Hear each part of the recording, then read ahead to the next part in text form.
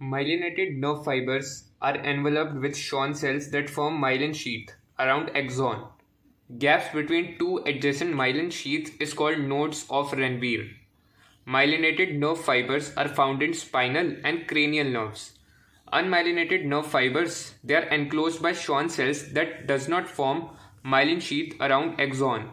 These are found in autonomic and somatic neural system, commonly found in these systems.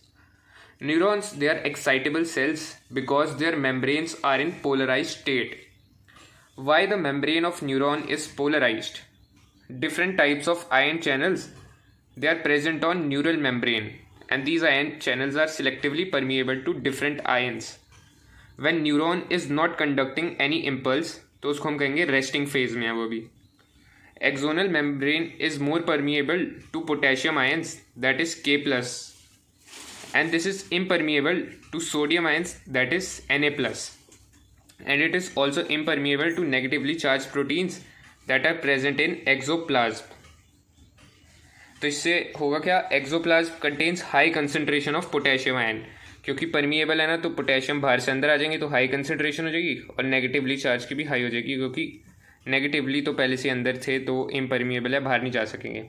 Axoplasm inside axon, और इसमें low concentration होगी Na+ की, sodium की, क्योंकि वो इम्परमिएबल है.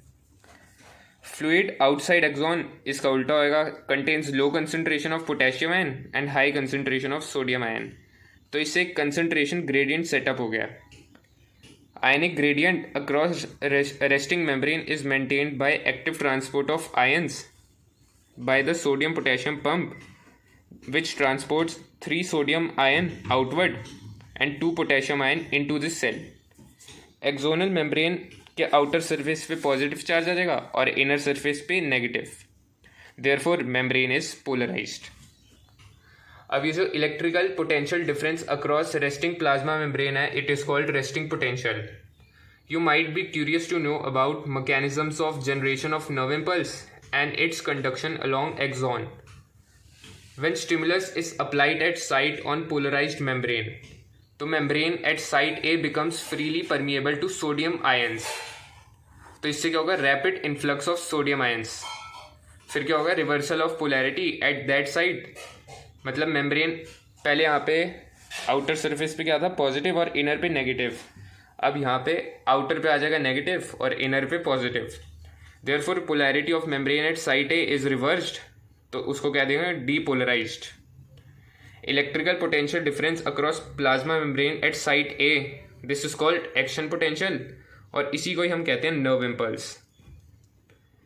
Eight sites that are immediately ahead, for example site B ले लेते हैं, तो एक्सॉन मेम्ब्रेन का आउटर सरफेस पॉजिटिव चार्ज और इनर पे नेगेटिव चार्ज, वो इसका उल्टा. तो current will flow on inner surface from site A to site B and outer surface पे साइट बी टू साइट ए. मतलब नॉर्मल प्लस से माइनस में जाते हैं ना, पॉजिटिव से नेगेटिव करंट आउटर सरफेस पे फ्लो करेगा to complete the circuit of current flow. तो इस साइड पे भी पोलैरिटी रिवर्स हो जाएगी. Action potential is generated at site B, तो द इम्पल्स और action potential that was generated at site A arrives at site B.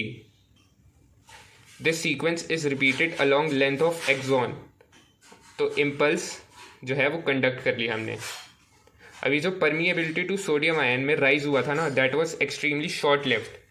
ये stimulus induce जो अभी हमने किया था, व्हेन स्टिमुलस इज अप्लाइड, तो rapid influx of sodium membrane freely permeable, ये बहुत ही शॉर्ट लिव्ड होता है, extremely short lived. This is quickly followed by rise in permeability to potassium ions.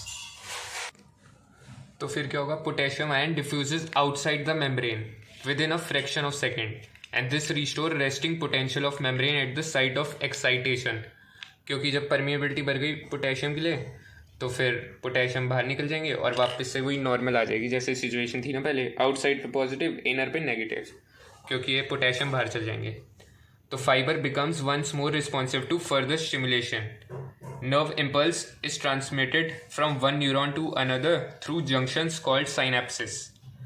These synapses are formed by membranes of presynaptic and postsynaptic neuron. These membranes, they may be or may not be separated by a gap called synaptic cleft. Synapses are of two types, electrical or chemical. At electrical synapses, membranes of pre- and postsynaptic neurons are in very close proximity.